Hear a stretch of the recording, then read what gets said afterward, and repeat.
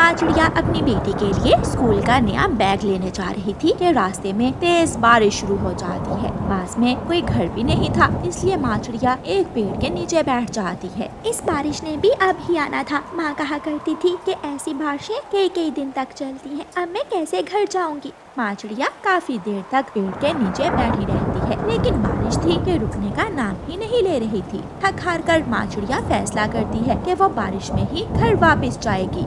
वो उड़ती है और बहुत मुश्किल से उड़ती हुई अपने घर पहुँच जाती है। उसे ठंड लग जाती है और वो घर में आते ही घोंसले में लेट जाती है। क्या हुआ है आपको? शायद मेरे पंख थक गए हैं बेटी, मुझे ठंड लग गई है। मैं अभी आपके ऊपर कंबल दे देती हूँ। गुड़िया अपनी मम्मा के ऊपर गरम कंबल दे देती है। बारिश बहुत तेज थी। 1 दिन, 2 दिन और फिर 3 दिन गुजर जाते हैं। चिड़िया के घर में खाने को जो भी था वो खत्म हो जाता है। मम्मा, रसोई में दाल का डिब्बा भी खाली हो गया है और कोई अनाज भी नहीं बचा। गुड़िया बेटी, अगर मेरी तबीयत ठीक होती तो मैं काम पर चली जाती। अब क्या होगा मुझे तो खुद भी कुछ समझ नहीं आ रहा। मैं चली जाऊंगी काम पर, आपकी जगह मैं काम कर लूंगी। लेकिन बेटी, आपसे कैसे काम होगा? अम्मा, अब मैं छोटी नहीं हूँ, मैं कर लूंगी। गुड़िया अपनी माँ से जिद करके अपनी मम्मा की जगह गोरी कवि के घर काम पर चली जाती है। छोटी चिड़िया, तुम्हारी माँ कहाँ है? थोड़ी बारिश के आगे तुम्हारी माँ तो घर में ही बैठ गई। आंटी, मम्मा को बुखार है, शायद मम्मा को ठंड लग गई है। मैं मम्मा की जगह काम करने आई हूँ। तो फिर जल्दी से बर्तन धो लो, बाहर आंगन की टूटी के साथ बर्तन पड़े हैं। मालकिन, मैं बर्तन उठाकर रसोई में ले आती हूँ। बाहर बारिश में बैठकर मैं कैसे काम करूँगी? ये घर मेरा है और तुम काम वाली हो। अगर काम करना है तो जैसे मैं कहूँगी वैसे ही करना होगा काम। गुड़िया डरती हुई बाहर आंगन में बैठकर तेज बारिश में बर्तन धोने लगती है और फिर बाद में गोरी कवि के लिए चाय बनाती है। वो गोरी के घर के सारे काम करती है। मालकिन, सारे काम हो गए, अब मैं जाऊँ? हाँ, रसोई में डिब्बे में खाना पड़ा है, उठाओ और चली जाओ। गुड़िया रसोई से खाना लेती है और अपने घर चली जाती है। मम्मा, क्या गोरी मालकिन आपको भी ऐसे ही तंग करती है? हाँ बेटी, एक नौकरानी की मालकिन के सामने क्या उगा के कोई बात कर सके। लेकिन मम्मा, मैं ऐसा नहीं करूँगी और ना ही आपको करने दूंगी। आज का खाना तो मैं ले आई हूँ, लेकिन कल से मैं कुछ नया करूँगी। कुछ नया क्या करोगी बेटी? मम्मा, मैं कल ही बताऊंगी। फिर गुड़िया खाना खाती है और आधा खाना अपनी मम्मा को दे देती है।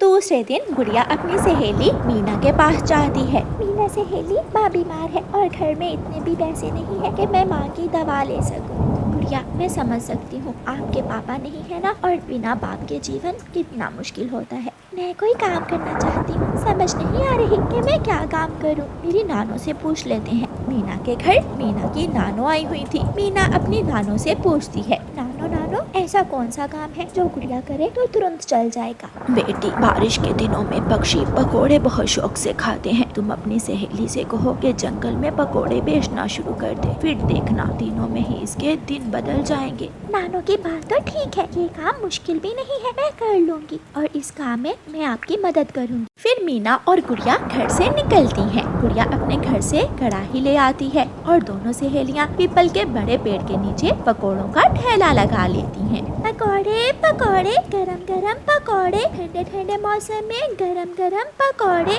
गरम गरम पकोड़ों का सुनकर थोड़ी ही देर में गुड़िया के पास पक्षियों की भीड़ लग जाती है और गुड़िया के सारे ही पकोड़े बिक जाते हैं। मीना सहेली, नानो ने ठीक ही कहा था, ये काम तो बहुत जल्दी चल पड़ा। मैं आज अपनी मम्मा की दवा लेने जा रही हूँ। मेरे पास इतने पैसे हैं कि मैं अपनी मम्मा की दवा ले सकूँ। ठीक है, कल सुबह सवेरे ही आ जाना और हम कल और भी ज्यादा काम करेंगे। फिर गुड़िया बुलबुल आंटी के पास जाती है। बुलबुल आंटी, मेरी मम्मा को बुखार है, मेरी मम्मा की दवा दे दे। गुड़िया बेटी, ये फूलों का रस अपनी मम्मा को दिन में 2 बार देना, इससे आपकी मम्मा ठीक हो जाएंगी। गुड़िया दवा लेकर अपने घर चली जाती है। गुड़िया बेटी, ये दवा के पैसे आपने किससे लिए हैं? मम्मा, मैंने और मेरी सहेली ने आज पकोड़ों का ठेला लगाया था। हमारे पकोड़े सबको बहुत पसंद आए। मैंने कहा था ना कि मैं कुछ नया करूँगी। और हाँ, अब हम अपना काम करेंगे, कोई जरूरत नहीं है गोरी आंटी के घर जाकर काम करने की। अपनी बेटी की बात सुनकर मम्मा चिड़िया बहुत खुश होती है। गुड़िया अपनी मम्मा को दवा देती है। दोनों माँ बेटी रात को सो जाती हैं। सुबह सवेरे ही मीना गुड़िया के पास आ जाती है। माँ जी, अब कैसी तबीयत है आपकी? मैं ठीक हूँ बेटी, आप चलें, आज मैं भी आपकी काम में मदद करूँगी। फिर मम्मा चिड़िया अपनी बेटी गुड़िया की काम में मदद करती है और आज वो कल से भी ज्यादा पकौड़े बनाती हैं। वाह वाह चिड़िया, तुम्हारे पकोड़े तो बहुत स्वादिष्ट हैं। मैंने पहली बार ऐसे मजे के पकोड़े खाए हैं। हाँ तोते भैया, क्योंकि इन पकौड़ों में शामिल है मेरी बेटी और इसकी सहेली की मेहनत। जब गुड़िया काम पर नहीं जाती तो गोरी अपना छाता लेकर चिड़िया के घर जाती है और दरवाजे पर दस्तक देती है, लेकिन घर में कोई भी नहीं था, इसलिए गोरी कौवी वहाँ से उड़ती है। रास्ते में पीपल के पेड़ के नीचे गोरी कौवी रानू चिड़िया, उसकी बेटी गुड़िया और उसकी सहेली मीना को देखकर वहाँ चली जाती है। चिड़िया, तुम यहाँ पकोड़े बना रही हो, काम तुम्हारा बाप करेगा मेरे घर का। गोरी बहन, मेरी बेटी ने मुझे सिखा दिया कि किसी का काम करने की बजाय अपना ही काम करना चाहिए। माफ करना, अब हम आपके घर का काम नहीं करेंगे। तो मैं कोई और काम वाली रख लूं? कल क्या, आज ही रख ले आंटी गोरी। और शुक्रिया उस दिन मुझसे बारिश में बर्तन साफ करवाने के लिए, क्योंकि अगर आप ऐसे ना करती तो शायद मैं दूसरे दिन भी आपके घर ही काम करने आ जाती। गोरी कौवी गुस्से में वहाँ से चली जाती है और ऐसे गुड़िया और उसकी सहेली मिलकर मेहनत से और अपनी अकल से मुश्किल हालात का मुकाबला करती हैं और एक छोटे से काम से उन्हें बड़ी सफलता मिलती है। कालू कौवा अपना कुल्हाड़ा लिए जंगल में लकड़ियाँ काटने जा रहा था।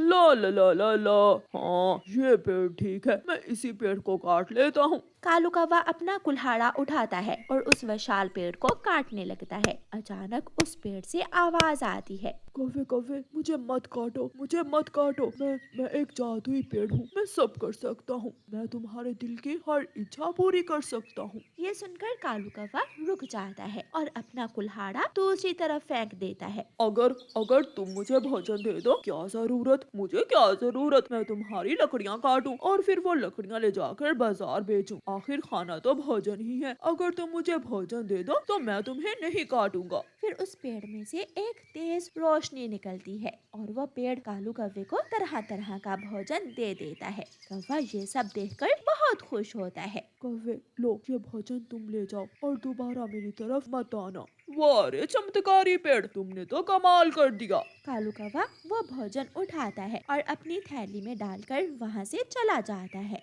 कालू, इतना सारा भोजन ये तुमने कहाँ से लिया है? क्या आज कोई बड़ा पेड़ काटा था?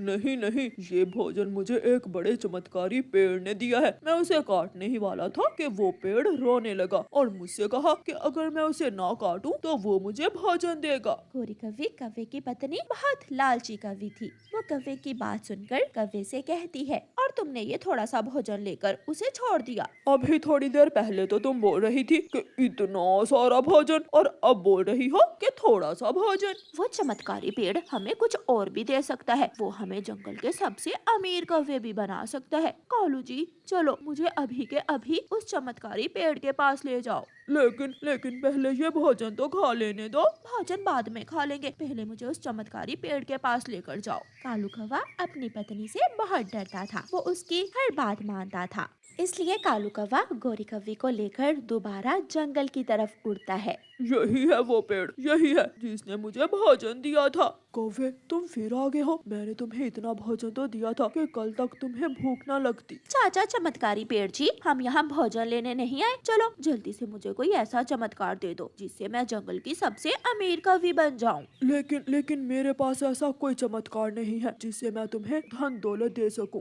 तो फिर मैं तुम्हें अभी के अभी काट दूंगी। वो चमत्कारी पेड़ जल्दी जल्दी से कौवी से कहता है, ना, मुझे मत काटना, मैं तुम्हें ऐसा चमत्कार दूंगा जिससे तुम जिस चीज को भी अपनी चोंच लगाओगी वो चीज सोने की बन जाएगी। ये सुनकर गोरी बहुत खुश हो जाती है। गोरी, नहीं, ऐसा मत करना, ऐसा मत करना। तुम चुप कर जाओ कालू, अगर अब बोले तो मैं तुम्हारी जान ले लूंगी। कौवा बेचारा डर जाता है और चुप करके बैठ जाता है। चाचा चमत्कारी पेड़ जी, जल्दी से मुझे वो चमत्कार दे दो। फिर उस पेड़ में से एक रोशनी निकलती है और गोरी कौवी की चोंच सुनहरी रंग की हो जाती है। अब तुम जिस चीज को भी अपनी चोंच लगाओगी वो चीज सोने की बन जाएगी। आखिर मैं बन गई, मैं जंगल की सबसे अमीर कौवी बन गई। गौरी कव्वी वहाँ से भाग जाती है। गौरी कव्वी रास्ते में जाकर बैठ जाती है और एक पेड़ के पत्ते को अपनी चोंच लगाती है। वो पत्ता तुरंत सोने का बन जाता है। अरे ये चमत्कार तो सच में काम कर रहा है। गौरी कव्वी वो सोने का पत्ता उठाकर अपने घर ले जाती है और उसे संदूक में रख देती है। फिर गौरी कव्वी अपने घर से बाहर आकर अपने घर को अपनी चोंच से जोर से मारती है और गौरी कव्वी का घर तुरंत सोने के घर में बदल जाता है। मेरा घर सोने का बन गया। जंगल में कोई पक्षी ऐसा नहीं है जिसका सोने का घर हो। मेरा घर सोने का बन गया। गौरी कव्वी पागलों की तरह शोर मचाती हुई जंगल में पक्षियों को बताने चली जाती है। चिड़िया चिड़िया जल्दी से मेरे साथ आओ, मैं तुम्हें कुछ दिखाना चाहती हूँ। क्या गौरी, तुम मुझे क्या दिखाना चाहती हो? और तुम्हारी ये चोंच सुनहरे रंग की कैसे हो गई? सारा चमत्कार इसी चोंच का ही तो है, मेरे साथ चलो। फिर गौरी कव्वी चिड़िया को अपने साथ ले जाती है। ये तो सोने का घर है। ये घर किसका है? गौरी, क्या कोई अमीर पक्षी आया है हमारे जंगल में? ये घर मेरा है। मैं अपनी चोंच से सब कुछ सोने का बना सकती हूँ। अगर नहीं विश्वास तो देखो। गौरी कव्वी उड़ती है और साथ वाले पेड़ को अपनी चोंच मारकर सोने का बना देती है। ये तो सच में सोने का बन गया। गौरी तो इतनी खुश थी कि उसकी भूख प्यास ही खत्म हो गई थी। फिर गौरी कव्वी चिड़िया को अपने साथ ले जाती है। ये तो सोने का घर है। ये घर किसका है? गौरी, क्या कोई अमीर पक्षी आया है हमारे जंगल में? ये घर मेरा है। मैं अपनी चोंच से सब कुछ सोने का बना सकती हूँ। अगर नहीं विश्वास तो देखो। गौरी कव्वी उड़ती है और साथ वाले पेड़ को अपनी चोंच मारकर सोने का बना देती है। ये तो सच में सोने का बन गया। गौरी तो इतनी खुश थी कि उसकी भूख प्यास ही खत्म हो गई थी। रात को गौरी कव्वी अपने घर में बैठी थी। गौरी, तुमने ये घर भी सोने का बना लिया, पेड़ भी सोने का बना लिया, अपना संदूक सोने के पत्तों से भर लिया, लेकिन मुझे पता है तुम फिर कोई मनहूस बात ही करोगे। तुमसे तो मेरी तरक्की देखी ही नहीं जाती। लेकिन तुम खाओगी कैसे? चोंच से ऐसे ऐसे खाऊंगी मैं। गौरी कव्वी अपने पास पड़े सेब पर अपनी चोंच मारती है जो तुरंत सोने का बन जाता है। कालू, ये सेब तो सोने का बन गया, अब मैं क्या खाऊंगी? फिर गौरी कव्वी पास पड़े मकई के भुट्टे पर अपनी चोंच मारती है और वो भुट्टा भी सोने का बन जाता है। गौरी कव्वी रोने लग जाती है। कालू, ये क्या हो रहा है मेरे साथ? तुम्हारे लालच ने हमें किसी काम का नहीं छोड़ा। उस पेड़ ने हमें मुफ्त का भोजन दिया था, लेकिन अब तुम अपने लालच की वजह से मरोगी। गौरी कव्वी सारी रात भूखी प्यासी बैठी रहती है और फिर दूसरी सुबह गौरी कव्वी जब नदी पर पानी पीने जाती है तो जैसे ही गौरी कव्वी अपनी चोंच पानी को लगाती है, नदी का पानी सोने का बन जाता है।